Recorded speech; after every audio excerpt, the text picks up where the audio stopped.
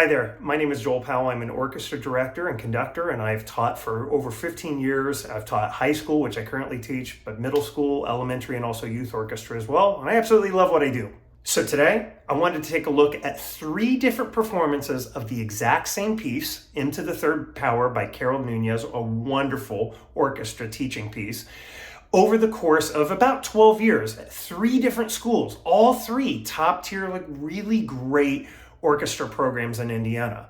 And let's take a look and see, because these students were amazing at each of the schools, but what you're really going to see is my growth and development as a teacher and how my process evolved in teaching this piece. So let's take a look. All right, so the first group, this was over 15 years ago, one of my very first ensembles to perform at contests. Let's give them a listen.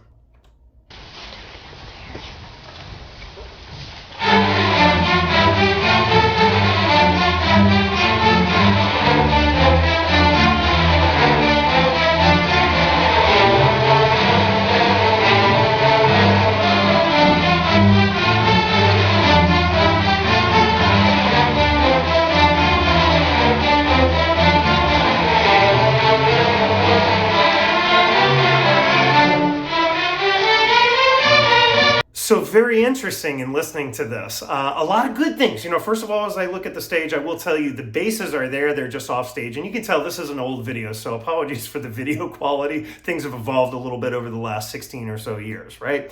But as I watch this, first thing I notice is I appreciate the students' good posture. They're all very attentive. Posture looks good. Now, as I look to my side, my teaching side, because boy, I was still learning at this point in my career. I'm still learning, don't get me wrong, but I was very much learning in that first year of teaching. And as I watch myself, first thing I notice is my conducting patterns are huge, right? So da da da da dun dun dun dun dun dun da da da da da. It's over my head. Everything's very marcato. I'm over conducting. That's the first thing I notice. Second thing that I notice is that, aside from the good that I mentioned, that bows are pretty nicely together. We're mostly in the same part of the bow from what I can see in this video. But what I'm noticing on the negative side is that intonation is a lot less than what it could be. And that's not the student's fault. That's my fault. I needed to spend more time breaking down how to play it in tune and breaking down, since this is in D minor, the D minor scales. And I should have made that more of a daily part of the warm-up. And I thought, this is contest, I don't have time to do any of the scales. And I should have made that a part of what we were doing every single day. We did it a little bit, but not enough. Now, let's take a look at my second group. This is several years later, 4 or 5 years later, playing the exact same piece. This is a different school, but these students, similar situation. These are 7th and 8th grade students that you're gonna see.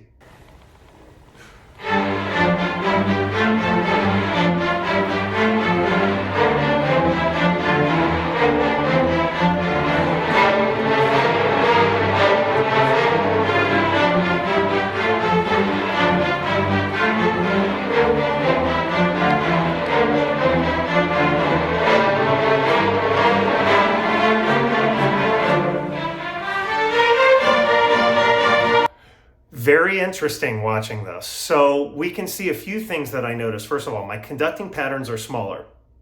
And I think when we're conducting really big, it's a lack of trust of the students. We're worried that something's going to go off the rails. But I can tell here, I trust these students a little bit more. I can tell I have more confidence watching myself.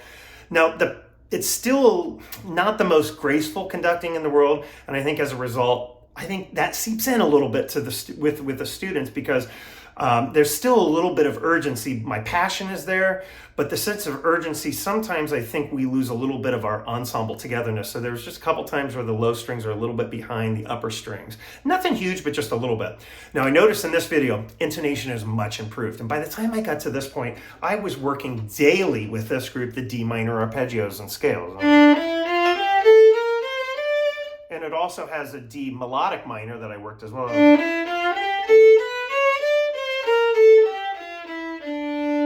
We were working on those every single day. The other thing that I was working with them with that I noticed was a little bit of a struggle in the first video was wrist and finger motion. So we did more work with our wrists and fingers, jellyfish motion, working on our collet.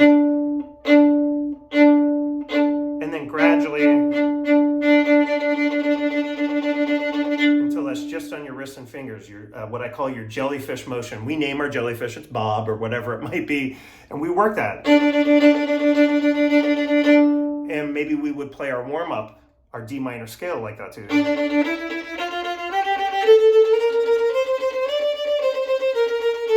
So on, and each of the sections doing that, and I can see the bowing was more uniform. Now as I look up there, though, I do see some students as I look at the screen right now that are more at the frogs, some students that are more in the middle. So the sounding point and the bow placement, we need a little bit of work here still, and that's an area where I would grow. This next performance that we're going to see is the most recent iteration of me teaching it, and this group is a really fantastic group. Let's give them a listen.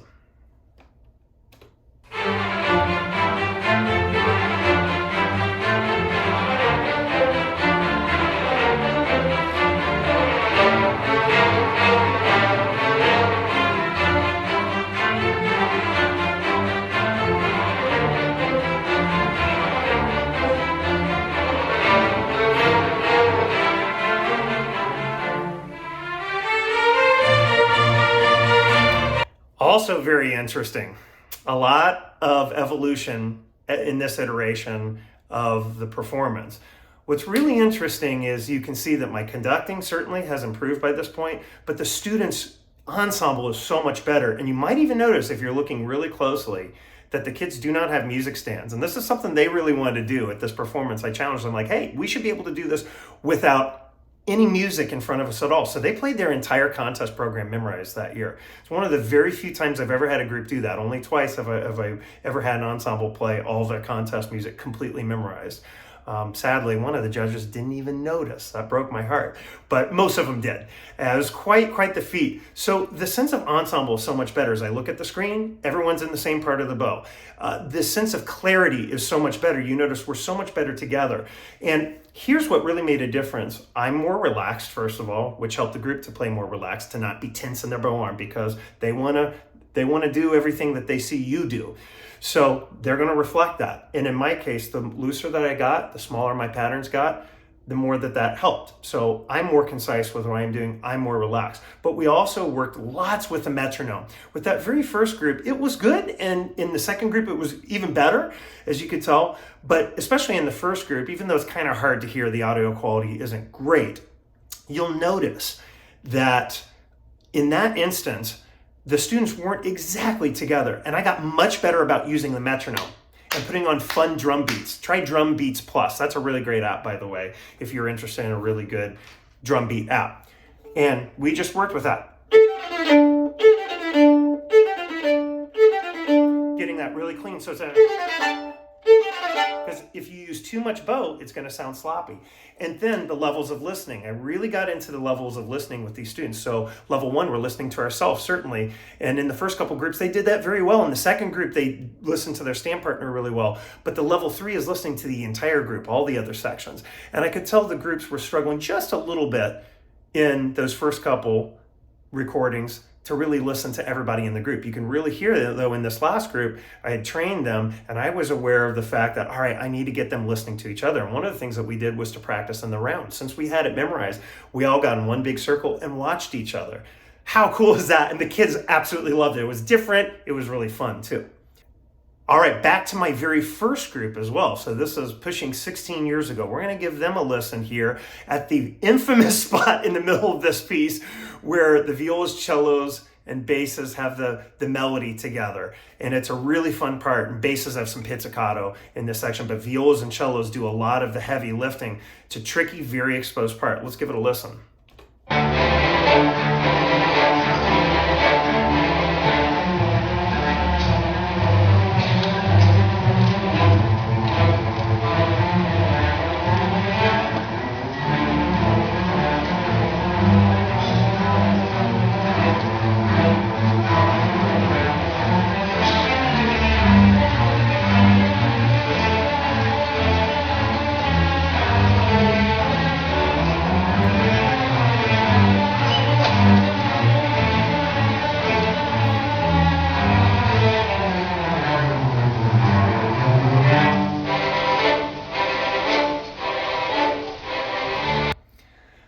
Also very interesting. So in that middle section, the students did a really good job, but there again, the levels of listening, I can tell they're struggling just a little bit with syncing up with one another. And that's where a metronome makes all the difference. And getting the kids to maybe practice in the round or practice as they're watching each other and getting the sheet music out of the way really helps with a really rhythmically driven piece like this. That's what is so exciting about this piece and why kids absolutely love playing it.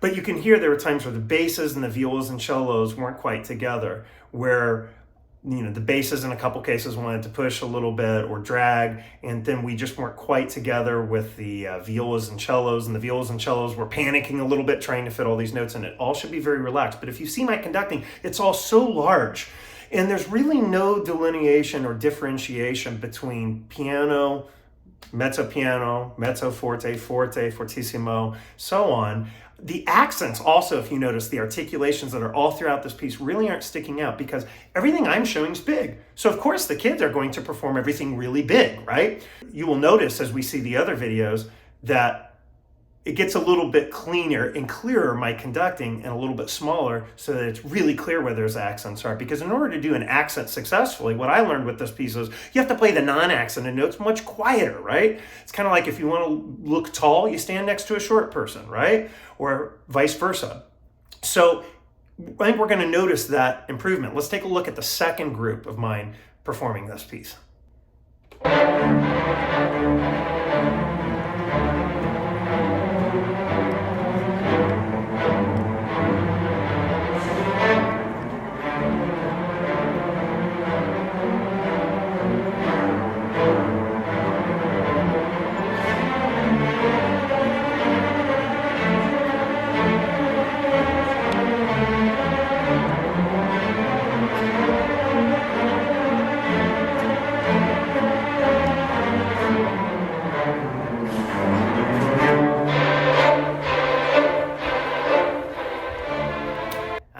So much improved here, and you can see I really learned from the battle tissue of messing up the first time around that okay, we've got to show those dynamics, right? And so the dynamics are so much more obvious. I can hear fortissimo, forte. The students overall, their ensemble is so much better together. Couple places where we phased a little bit. Now you'll notice this is a big orchestra in the second group playing, and so I'm really proud of how they played. In the third group, it's a little bit smaller of a group, and that certainly makes it a little bit easier, I think, to play together. In some ways, it's a little bit harder, but in other ways, it's a little bit easier. But I'm really proud of all these students on the stage accomplishing this. And you can see that also I'm bigger when it needs to be bigger and I'm smaller when it needs to be smaller. Although still overall, it feels a little bit tense and a little bit like dictator-like. So I need to relax my conducting as well throughout this. But you can tell I've really gone through and fine-tuned everything. The other thing that I did lots of work on with this group in that section specifically, but in the other passages also, is because the notes are doubled, we just made them singles a lot.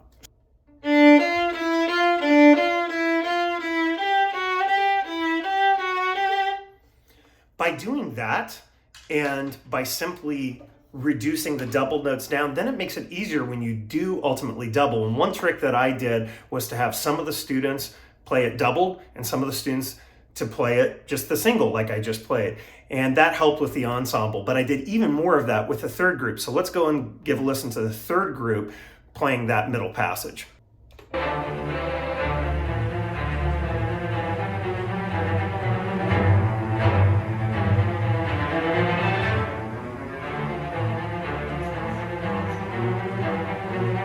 More relaxed.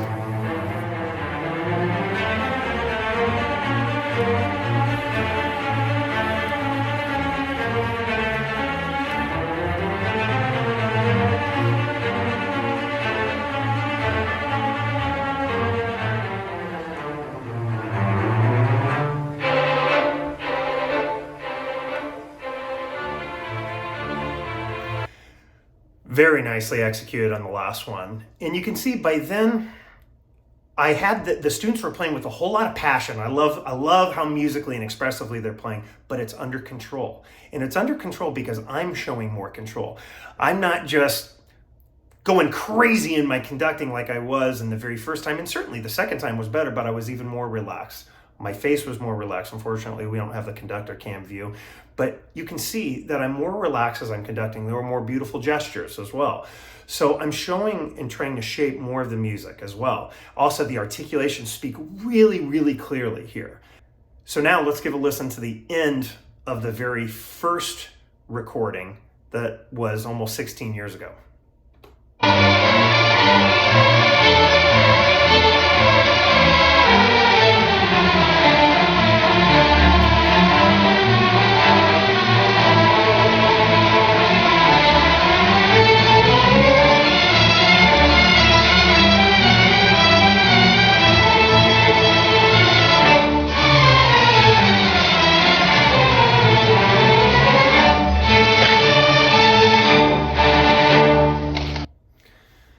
So a lot of really good things with that recording, but the biggest issue is that they're just, I didn't demand enough of them in terms of playing in tune, and I needed to take it a little bit slower. And the other aspect of this is I picked two other really hard pieces at this first contest experience. So it made it really hard for them to dig into the detail that was kind of needed to get this really, really in tune.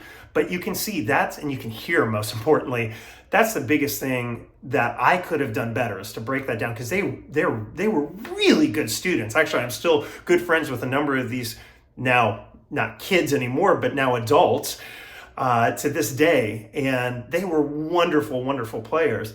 I just didn't quite know how to fine tune things, and I just needed to take it slowly. I needed to work more fundamentals at the beginning of class, at the beginning of rehearsal, and breaking down these finger patterns a little bit more, right? And using drones and tuners. And I'll link also down below in a video that I created all about how to get your string orchestras to play in tune, where I condense everything that I'm talking about wanting to tune into that video and the strategies that I got better at. But I got better at using drones. I got better at recording the kids and having them listen back and having more ownership of it.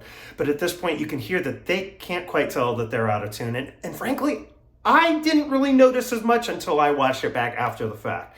Because sometimes when you're in it, it's hard to hear. You get so engrossed with it, it's hard to separate yourself a little bit.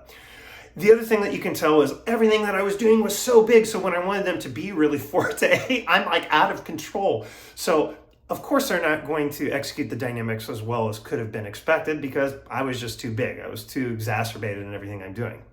Now let's listen to my second group finishing this piece.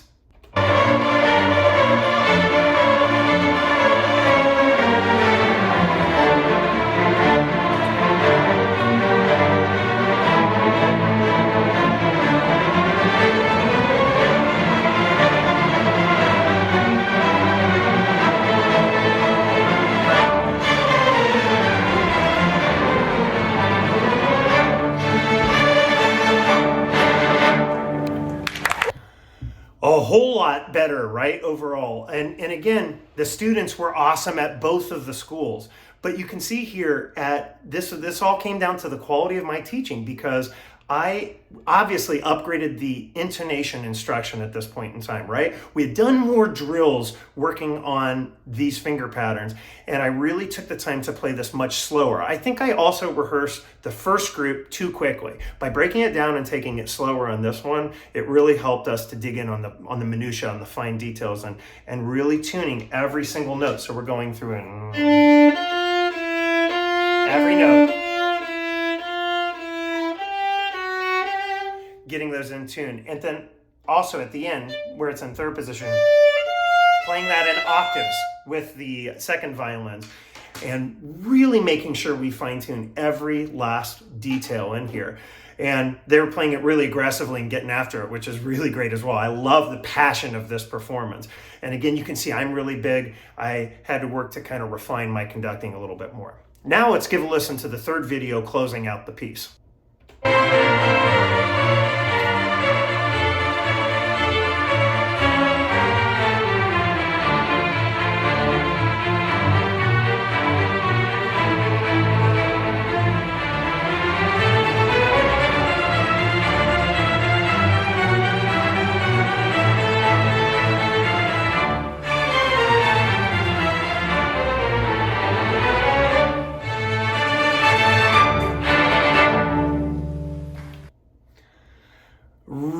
Really clean, right? And I had taken everything that I knew about those first couple times teaching the piece and looked back and gone, okay, in the first performance, we did it. I'm so proud of the students. They earned their top rating. They did a great job. but how can we get it more in tune? The second one I noticed, how can I get it more relaxed and more together? And then the third one was, how do we put all of that together by the time we get to that last performance? And you can see, I think it came across really well in the end. Certainly things that can be improved in each of the performances and in this last performance as well. But you can see the evolution. You can also see how much more relaxed the kids are, because I'm relaxed, but they're digging in and having fun in that last recording too. But the clarity is fantastic. It's so clean, so clean, which is really great as well. And they're playing it from memory. That fastidiousness really helped as well. You can hear the high fidelity of every single note, which is what we want in a piece like this that's so rhythmically driving. The truth is that it's hard to listen back sometimes, I know, to different parts of our performances or to watch ourselves, but it's so important. As musicians, we have to do it, and as teachers, we have to do it. We're constantly growing. And for me, when I watch that, I can just see a young man who really grew at his craft time and again. I was really interested in seeking out the advice of others too, who helped me through this. I got a conducting teacher, which helped me to become more refined. I'm a big believer in good conducting makes a difference. If you conduct it well, they're going to play it better. But you also have to teach it well. You can't just wave your arms beautifully and expect them to play it perfectly, right? You have to have a balance of both. And I can see that I really improved in that regard as time went on. My standard in the beginning, I just didn't know that middle school students were capable of getting it as clean as, certainly by the last recording, but the second recording as well. And so to my students, I apologize because I only got better. Those students were amazing. I inherited wonderful students when I took over that position up there. But I was growing. I had to figure it out. I had to go, okay, what do we do? How do I get them to that point? What are they capable of? And you hear people say all the time, oh, middle school orchestras or even high school orchestras, oh, freshmen or, high school groups, they're just kids. They can't do that. Yes, they can. You have to believe in them, and you have to show your relentless belief and positive belief in them that, hey, yes, you can do it. And I can do it too. And I'm going to keep on growing. I'm going to keep getting better. It's recording yourself every day. Put a video recorder in the back of your room. Put your phone up there. Put your iPad up there. Watch yourself. Watch it back.